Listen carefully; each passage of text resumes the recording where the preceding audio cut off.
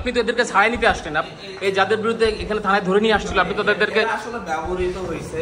রাজধানীর মোহাম্মদপুরের বসিলা এলাকার একটি বেসরকারি ক্লিনিকে সমন্বয়ক পরিচয় দিয়ে চাঁদাবাজির সময় সাবেক সমন্বয়ক সাইফুল ইসলাম রাব্বি সহ 4 জনকে আটক করেছে সেনাবাহিনী।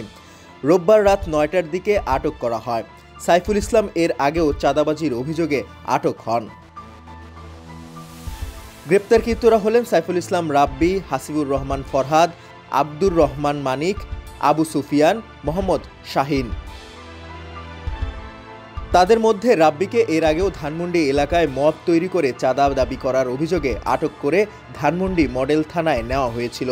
সে সময় রাব্বিকে থানা থেকে মুচলেকা দিয়ে ছাড়িয়ে নেন জাতীয় নাগরিক পার্টির নেতা হান্নান মাসুদ।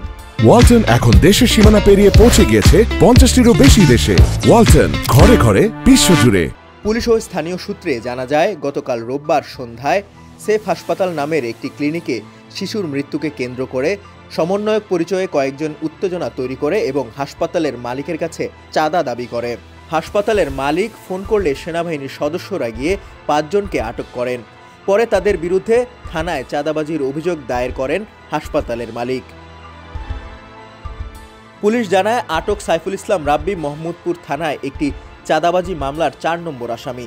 দীর্ঘদিন ধরে তিনি পলাতক ছিলেন। সাইফুল ইসলাম রাব্বি মোহাম্মদপুর থানার বৈষম্য বিরোধী ছাত্র আন্দোলনের আহ্বায়ক ছিলেন। এরপর তাকে চাঁদাবাজি সহ বিভিন্ন অভিযোগের ভিত্তিতে বৈষম্য বিরোধী ছাত্র আন্দোলনের কমিটি থেকে বহিষ্কার করা হয়। এ বিষয়ে মোহাম্মদপুর থানার ওসি কাজী রফিক বলেন, চাঁদাবাজির ঘটনায় 5 জনকে আটক করে থানায় সেনাবাহিনী হস্তান্তর করে। তাদের বিরুদ্ধে চাঁদাবাজির অভিযোগ দিয়েছেন একটি হাসপাতালের মালিক। সেটি যাচাই করে চাঁদাবাজির মামলা নেব। আটকদের মধ্যে রাব্বি নামের একজনের বিরুদ্ধে মোহাম্মদপুর থানায় আগেও চাঁদাবাজির মামলা রয়েছে।